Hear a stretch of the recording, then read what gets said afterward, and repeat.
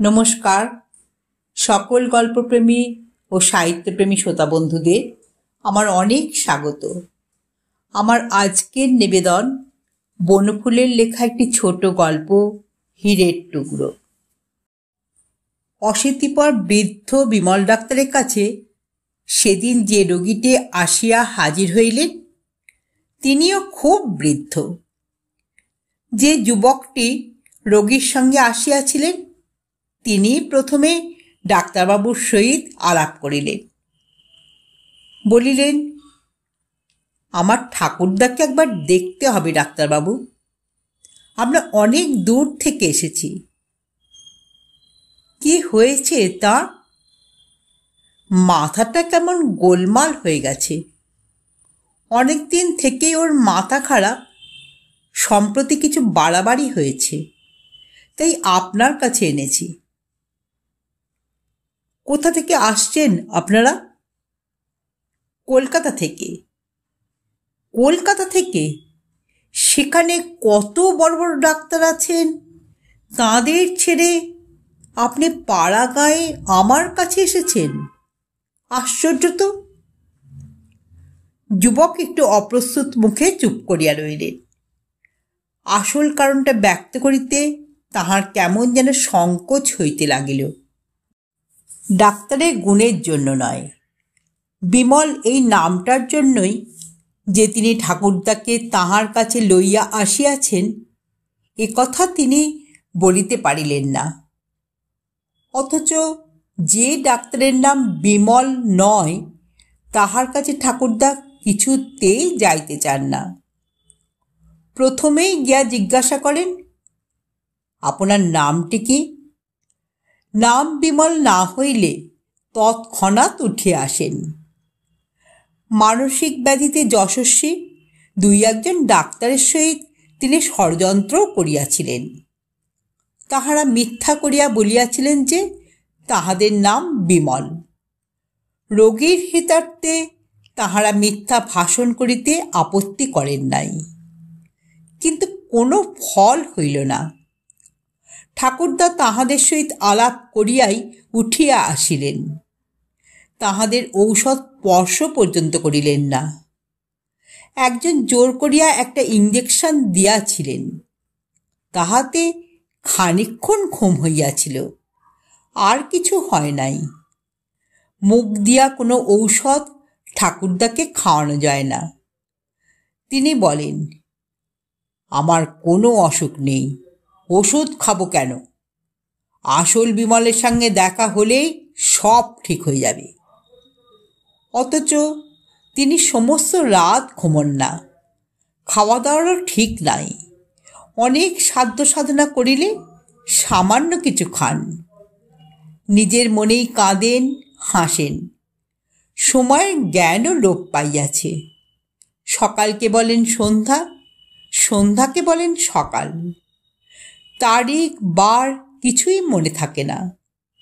একজন ডাক্তার বলিয়াছিলেন, কোনো বিমল ডাক্তারের সহিত ইহার রোগের নিগুড় সম্পর্ক আছে। তাহার সহিত দেখা হইয়া গেলেই অসুখ সারিয়া যাইবার সম্ভাবনা। তাই কোনো বিমল ডাক্তারের খবর পাইলেই সেখানে ঠাকুরদাকে লইয়া যান। বিমল নাম শুনিলে ঠাকুরদাও আগ্রহ দেখান। বিস্মিত বিমলবাবু প্রশ্ন করিলেন, কোথায় আপনার ঠাকুরদা? বাইরে গাড়িতে বসে আছেন। নিয়ে আসুন তাকে। আচ্ছা দাঁড়ান একটু, আপনার কাছ থেকে ওর হিস্ট্রিটা জেনে নিই একটু। উনি হয়তো কিছু বলবেন না। আপনি চেয়ারটায় ভালো করে বসুন। যুবকটি উপবেশন করিয়া বলিলেন, আমিও বিশেষ কিছু জানি না। ঠাকুরদা বরাবরই বিদেশে বিদেশে ঘুরতেন। আমিও বোর্ডিংয়ে হোস্টেলে থেকে পড়াশোনা করতাম। আপনার বাবা কোথায়?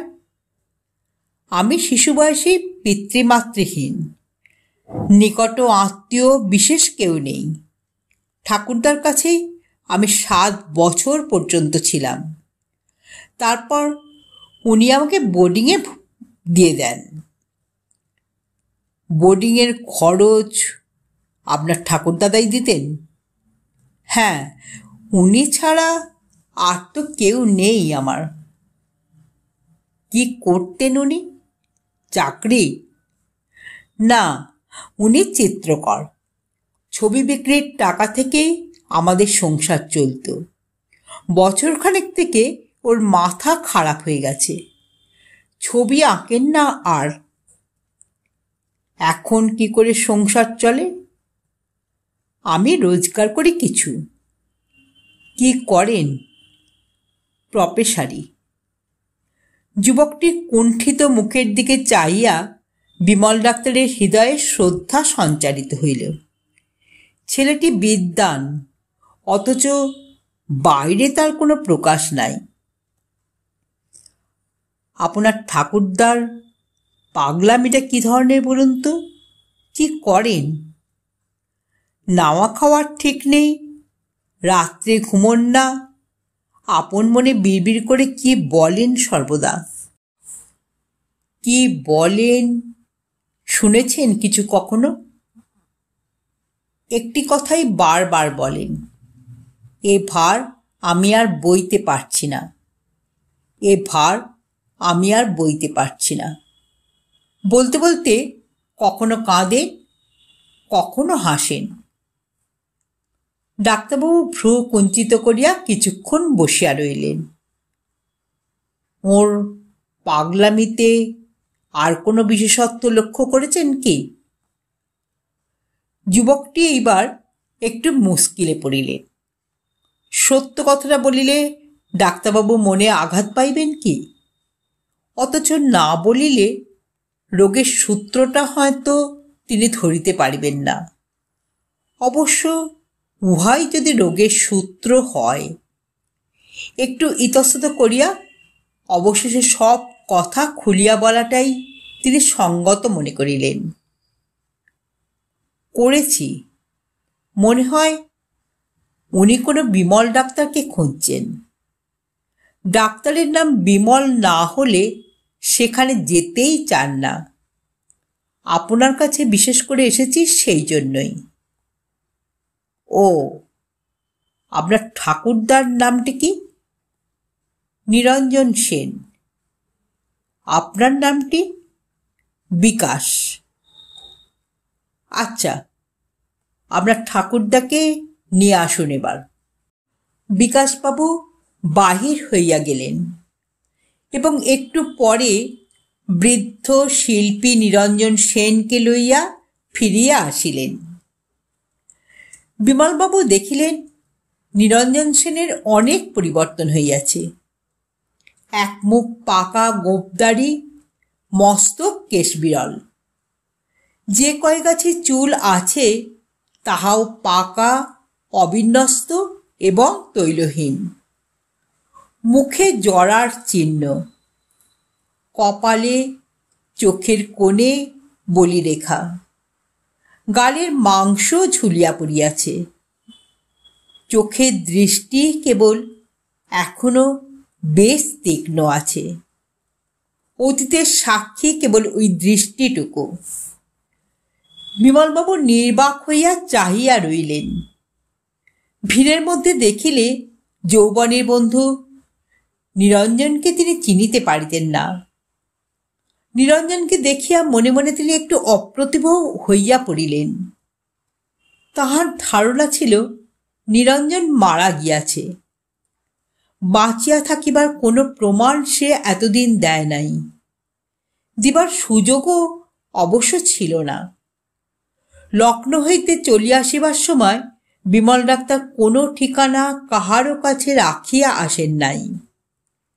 সেই অপ্রীতিকর ঘটনাটা ঘটিবার পর কাহাকেও কিছু না বলিয়া তিনি লখনৌ হইতে সরিয়া পড়িয়াছিলেন। তাহার পর অনেক খাটের জল খাইয়া অবশেষে এই পল্লীগ্রামে আসিয়া বাস করিয়াছেন। 50টি বৎসর কাটিয়া গিয়াছে। এতদিন পরে নিরঞ্জন আসিয়া হাজির হইয়াছে কি মনে করিয়া? চেহারার অদ্ভুত পরিবর্তন হইয়াছে। বিমল ডাক্তার নির্বাক হইয়া চাহিয়া রইলেন। নিরঞ্জনও নির্নিমেষে বিমলকে দেখিতেছিলেন। হঠাৎ তিনি ঘাড় ফিরাইয়া বিকাশকে বলিলেন, তুমি বাইরে গিয়ে বসো, এর সঙ্গে আমার গোপনীয় কিছু কথা আছে। বিকাশিয়া প্রত্যাশাই করিতেছিলেন। প্রতিবারই ঠাকুরদা এই কথা বলেন। তিনি বাইরে চলিয়া গেলেন। বিমল, আমাকে চিনতে পারছ? পারবার কথা নয়, কিন্তু পেরেছি। ছিলে কোথায় এতদিন? ছিলাম না কোথায় তাই বরং জিজ্ঞেস করো। আমি সারা জীবন তাকে খুঁজে বেড়াচ্ছি। লক্ষ্মী বেঁচে আছে? ক্ষণকাল নীরব থাকিয়া বিমল ডাক্তার বলিলেন, আছে। তার যে ছবিটা এঁকেছিলাম সেটা কি আছে তোমার কাছে? আছে।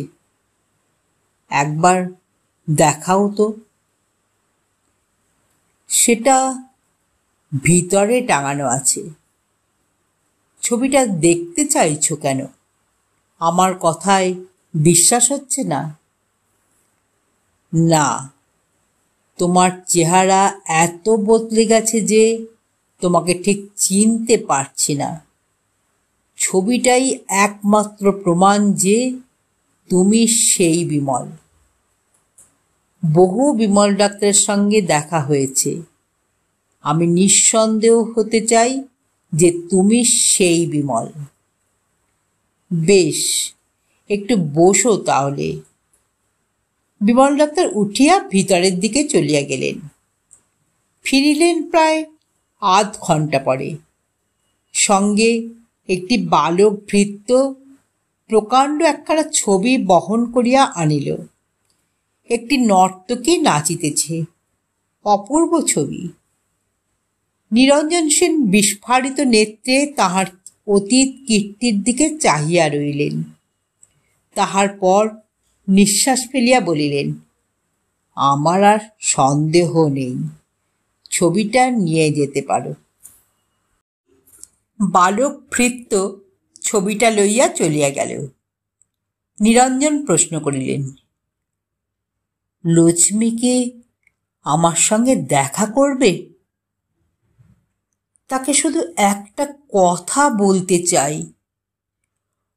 কথাটা খুবই মর্মান্তিক, তবু তার জানা উচিত। কি কথা? তার ছেলে আর বেঁচে নেই। তাকে আমি বড় করে তুলেছিলাম, লেখাপড়া শিখিয়েছিলাম, বিয়ে দিয়েছিলাম, তার একটি ছেলেও হয়েছিল। কিন্তু বিধাতার এমনই অভিশাপ, প্লেগে ছেলে বউ দুজনেই মারা গেল। বেঁচে রইল শুধু শিশুটা। তাকেও আমি মানুষ করে তুলেছি, কিন্তু আমি আর বেশি দিন বাঁচব না। তার জিনিস তার হাতে সঁপে দিয়ে আমি নিশ্চিন্ত হতে চাই। আমার আরও একটা আতঙ্ক হয়েছে। আমার বদ্ধমূল ধারণা হয়ে গেছে যে আমি অভিশপ্ত। লক্ষ্মীকে পাইনি। লক্ষ্মী নিজেই আমার কাছে থাকতে চায়নি। সে তোমাকে বিয়ে করেছিল, তাই বোধহয় এখনো বেঁচে আছে। আমার কাছে থাকলে মরে যেত। ছেলেটাকেও তোমরা যদি নিয়ে নিতে, হয়তো সে বেঁচে থাকত। নিরঞ্জন সেন রুদ্ধ ভাগ হয়ে ক্ষণকালের জন্য নীরব হইয়া গেলেন। তাহার চোখ হইতে 2 ফোঁটা জল গড়াইয়া পড়িল।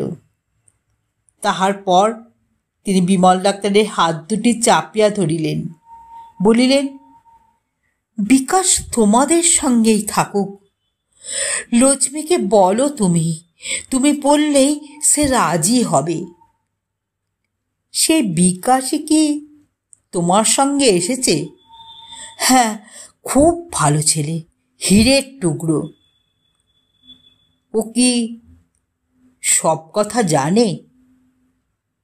না, কিন্তু ওকে আমি বলবো সব। তার আগে লক্ষ্মীর মত চাই, তোমার মত চাই। বিমল ডাক্তার মাথায় হাত বুলাইয়া মৃদু হাসিয়া বলিলেন, যেমন চলছে চলুক না, ওসব ঘাঁটিয়া লাভ কি? না, আমি আর পারছি না। যার জিনিস তার কাছে দিয়ে আমি নিশ্চিন্ত হতে চাই। ওর ঠাকুমার কাছেও বেঁচে থাকবে, আমার কাছে থাকলে বাঁচবে না।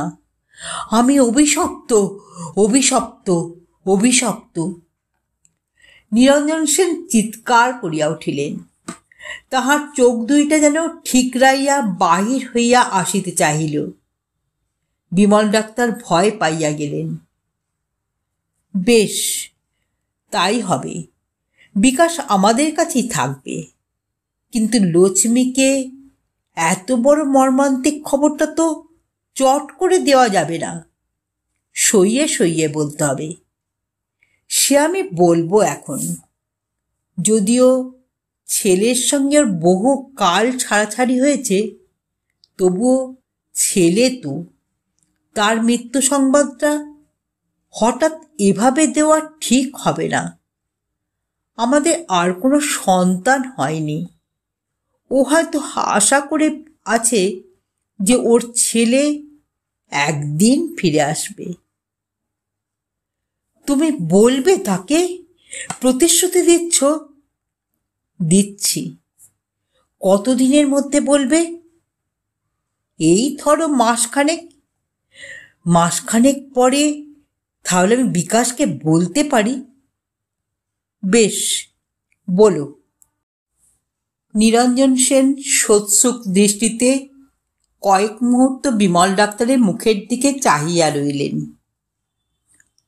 লক্ষ্মীর সঙ্গে একবার দেখা হয় না? সে দেখা করবে কি? একবার বলে দেখো না। বললে হয়তো দেখা করবে, কিন্তু এখন দেখা করাটা উচিত নয়। দেখা হলেই ছেলের কথা উঠবে। তাকে একবার দেখতে খুবই ইচ্ছা করছে ভাই। দূর থেকে দেখতে পারো। এই জানালাটা খুলে দিচ্ছি। ভিতরের দিকে বারান্দায় বসে আছে সে। ভালোভাবেই দেখতে পাবে এখান থেকে। বিমল ডাক্তার পিছনের দিকের একটি জানালা খুলিয়া দিলেন। নিরঞ্জন দেখিলেন বারান্দায় একটি বৃদ্ধা বসিয়া বই পড়িতেছে। মাথার চুল সাদা, মুখে জরার চিহ্ন, চোখে চশমা। ওই লক্ষ্মী? হ্যাঁ।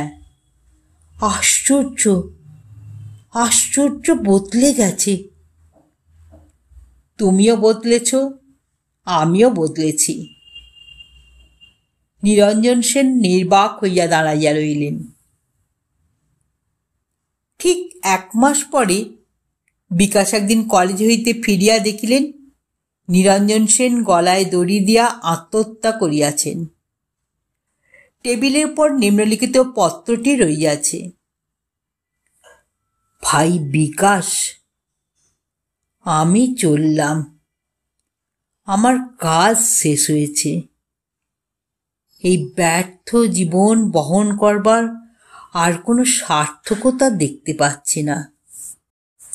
যাবার আগে একটি কথা তোমাকে বলে যেতে চাই। তুমি বিদ্বান, বুদ্ধিমান, অনেক কবিতা, অনেক উপন্যাস পড়েছ। তাই আশা করছি আমার প্রথম যৌবনের উন্মাদনাকে তুমি ক্ষমা করতে পারবে। ঘটনাটা সত্যি গল্পের মতো। প্রথম যৌবনে লখনৌ শহরে আমি লক্ষ্মী নামে একটি নর্তকীকে ভালোবেসেছিলাম। তার সঙ্গে এক ঘরে বাস করেছিলাম। তার গর্ভে আমার একটি ছেলেও হয়েছিল। লক্ষ্মীর সুন্দর ছবিও এঁকেছিলাম একটি। ভেবেছিলাম তাকে বিয়ে করে সুখের সংসার গড়ে তুলব, কিন্তু তা আর হয়ে উঠল না। তার এক ডাক্তার প্রণয়ী জুটল। প্রণয় শেষে এমন গাঢ় হলো যে লক্ষ্মী অবশেষে আমাকে বলল, আমি তোমার সঙ্গে আর থাকতে চাই না। আমি ঠিক করেছি বিমলবাবুকে বিয়ে করব। সে কি, তোমার ছেলে হয়েছে? তোমার ছেলে তুমি রাখতে পারো, আমি কিন্তু বিমল বাবুকে বিয়ে করব। বিমলবাবু বিয়ে করতে রাজি হয়েছেন। পরশুদিন রেজিস্ট্রি করে আমাদের বিয়ে হয়েও গেছে। আমি অবাক হয়ে গেলাম। সত্যি আমার মুখ দিয়ে কোনো কথা সরল না। তারপর দিন লক্ষ্মী কাউকে কিছু না বলে নিজের ছেলেকে ফেলে রেখে আমাকে ছেড়ে চলে গেল বিমলের সঙ্গে। বিমল ডাক্তার ছোট একটি চিঠি লিখে গিয়েছিল, স্মৃতিচিহ্ন স্বরূপ তোমার আঁকা লক্ষ্মীর ছবিটি নিয়ে যাচ্ছি, রাগ করো না বন্ধু। সত্যই বিমল ডাক্তার আমার বন্ধুই ছিল। তার কাছে ব্যবহার প্রত্যাশা করিনি। লক্ষ্মীর উপর আমার কিন্তু রাগ হলো না। মনে হলো ওরা উর্বশীর জাত, কোথাও কোনো কারণেই বাধা পড়ে না কখনো। নিজের দুর্ভাগ্যকে মেনে নিয়ে ছেলেটিকেই মানুষ করে তুলতে লাগলাম। সে বড় হলো, লেখাপড়া শিখল, তার বিয়ে দিলাম, ছেলেও হলো একটি। আবার পড়ল অভিশাপের বজ্র। প্লেগ এপিডেমিকে আমার ছেলে বউ মারা গেল। বেঁচে রইল কেবল তাদের শিশু সন্তানটি, মানে তুমি।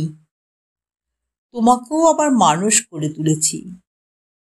কি করে তা সম্ভব হয়েছে, কিভাবে টাকা রোজগার করে তোমার পড়ার খরচ জুগিয়েছি, তা তুমি জানো না। তা তোমার জানবার দরকারও নেই। এইটুকু শুধু জেনে রাখো, শুধু ছবি এঁকে তা হয়নি, এদেশে তা হয় না। এখন আমার ভয়, পাছে আমার ছোঁয়াচ লেগে তোমার আবার কিছু হয়। আমার জীবন অভিশপ্ত, আমার কাছে কেউ থাকবে না। তাই ঠিক করলাম লক্ষ্মীকে খুঁজে বার করব। যদি বার করতে পারি, তাকে সব কথা বলে তার হাতে তোমাকে সমর্পণ করে সরে পড়ব। এতদিন সব দায়িত্ব আমি একাই বহন করেছি, এবার সেও করুক খানিকটা। এ দাবি করবার অধিকার আমার আছে। তাই বিমল ডাক্তারকে খুঁজে বেড়াচ্ছিলাম। সেদিন তার দেখা পেয়েছি, তাকে সব খুলে বলেছি। সে রাজি হয়েছে। এইবার তুমি তোমার ঠাকুমার কাছে ফিরে যাও। ব্যাস, আমার কাজ শেষ হয়ে গেল। আমি চললাম। আশীর্বাদ করি জীবনে সুখী হও। যে আদর্শে তোমাকে মানুষ করবার চেষ্টা করেছি, তা যেন তোমার জীবনকে মহিমান্বিত করে। ইতি, তোমার জাদু। 10 বৎসর কাটিয়া গিয়াছে। হিমালয়ের পথে একটি বৃদ্ধাকে স্কন্ধে লইয়া একটি বলিষ্ঠ ব্যক্তি পাহাড়ে উঠিতেছেন। সম্মুখে চড়াই, তাহার পরই একটি চটি। সময় মতো চটিতে পৌঁছতে না পারিলে সমূহ বিপদের সম্ভাবনা। যদিও ঈষৎ শ্বাসকষ্ট হইতেছিল, তবু সেই বলিষ্ঠ ব্যক্তিটি ক্ষণকালের নিমিত্ত শ্লথ গতি হয় নাই। নাতি ঠাকুরমাকে কেদারবদ্রী দর্শন করাইতে লইয়া চলিয়াছে। ডান্ডিতে লইয়া যাইবার মতো সঙ্গতি নাই। ঠাকুমারও হাঁটিবার শক্তি নাই। অগত্যা তাই কাঁধে করিয়া লইতে হইয়াছে। যথাসময়ে তাহারা চটিতে পৌঁছিয়া গেল। পরদিন ভোরে উঠিয়া আবার যাত্রা শুরু হইবে। সামনে আর একটা নাকি চড়াই আছে। আহারাদির পর যে যেখানে স্থান পাইল শুইয়া পড়িল। বৃদ্ধা ও তাহার নাতিও এক ধারে শয়ন করিলেন। গভীর রাত্রি, বাইরে সনসন করিয়া হাওয়া বইতেছে। চটির সকলেই ঘুমাইয়া পড়িয়াছে। ঘুমান নাই কেবল বৃদ্ধা। তিনি ধীরে ধীরে তাহার নাতিকে ডাকিলেন, বিকাশ, বিকাশ, ঘুমোচ্ছ নাকি? কি হয়েছে ঠাকুমা? বিকাশ ধর্মর করিয়া উঠিয়া বসিল। কিছু হয়নি, তোমাকে শুধু একটা কথা বলতে চাই আজ।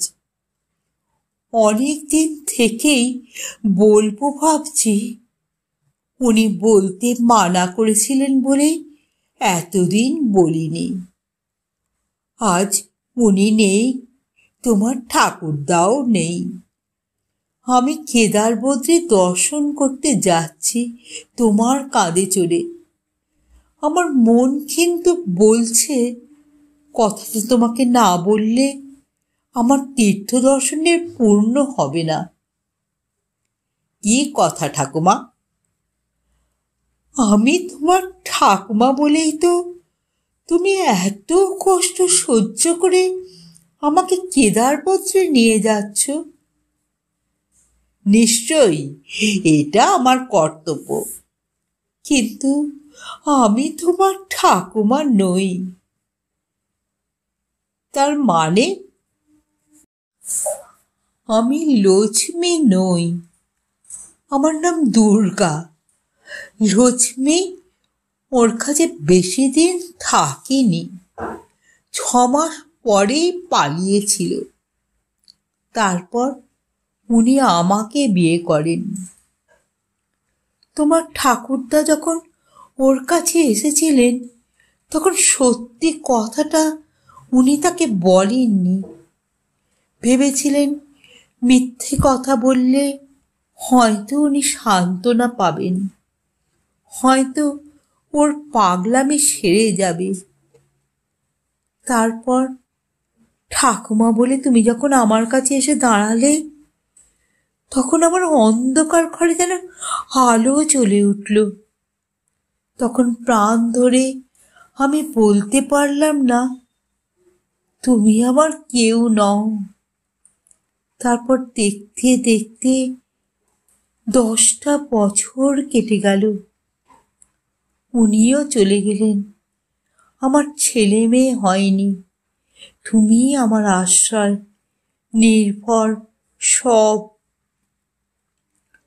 আমাকে কাঁধে করে তুমি কেদারবদ্রী নিয়ে যাচ্ছ, কিন্তু কেবলই আমার মনে হচ্ছে সত্যি কথাটা তোমাকে বলা উচিত। সত্যি কথা শুনে তুমি আমাকে যদি এখানে ফেলে রেখেও চলে যাও, তাও বরং আমি সহ্য করতে পারবো। কিন্তু মিথ্যার বোঝা বুকে লুকিয়ে রেখে আমি কেদারবদ্রী যেতে পারবো না। গেলে পাপ হবে, পূর্ণ হবে না। বিকাশ কি বলিবেন ভাবিয়া পাইলেন না। তাহার গোড়ার কথা মনে পড়িল। ঠাকুমার অতীত জীবনকে ঘিরিয়া যে রূপকথা লোক তিনি মনে মনে গড়িয়া তুলিয়াছিলেন, তাহাও চুরমার হইয়া গেল। কিন্তু তিনি একটি কথা বলিলেন না। এ কথা শোনার পর আমাকে কাল নিয়ে যাবি তো? বৃদ্ধা প্রশ্ন করিলেন। নিশ্চয়ই, তুমি আমার ঠাকুমা। ঘুমিয়ে পড়ো, খুব ভোরে উঠতে হবে কাল, সামনেই চড়াই আছে। বিকাশের সমস্ত রাত্রি ঘুম হইল না। আলোর আভাস দেখা দিতেই তিনি বিছানা ছাড়িয়া বাইরে আসিয়া দাঁড়াইলেন। উষার অরুণ রাগে পূর্বাকাশ রঞ্জিত, মেঘে মেঘে হিমালয়ের শৃঙ্গে শৃঙ্গে স্বপ্নলোক মূর্ত হইয়াছে। সহসা বিকাশের মনে হইল, ওই তো আমার ঠাকুমা। তিনিও তো উষার মতো চঞ্চলা অবন্ধনা ছিলেন। তিনি স্বপ্নাচ্ছন্নবৎ দাঁড়াইয়া রইলেন। দাদু, দাদু, বিকাশ, কোথায় গেলি দাদু? বৃদ্ধা ঘরের ভিতর হইতে আতঙ্কিত কণ্ঠে চিৎকার করিয়া উঠিলেন। তাহার ভয় হইয়াছিল বিকাশ বুঝি তাহাকে ফেলিয়া চলিয়া গেল। এই যে ঠাকুমা, যাচ্ছি, এবার ওঠো, বেরোতে হবে এক্ষুনি। একটু পরেই দেখা গেল বিকাশ বৃদ্ধাকে স্কন্ধে লইয়া চড়াই ভাঙিতেছেন। আকাশে উষা নাই, চতুর্দিকে কেবল পাহাড়। হীরের টুকরো গল্পটি এখানেই সমাপ্ত হলো। যদি শ্রোতা বন্ধুদের আমার গল্প পাঠ ভালো লেগে থাকে তাহলে অবশ্যই আমার চ্যানেলটিকে সাবস্ক্রাইব করে পাশে থাকা বেল আইকনকে প্রেস করে অল করে দেবেন। তাহলে যখনই আমি নিত্য নতুন গল্প আপলোড করব আপনারা সঙ্গে সঙ্গে পেয়ে যাবেন। আপনারা সবাই খুব ভালো থাকবেন। নমস্কার।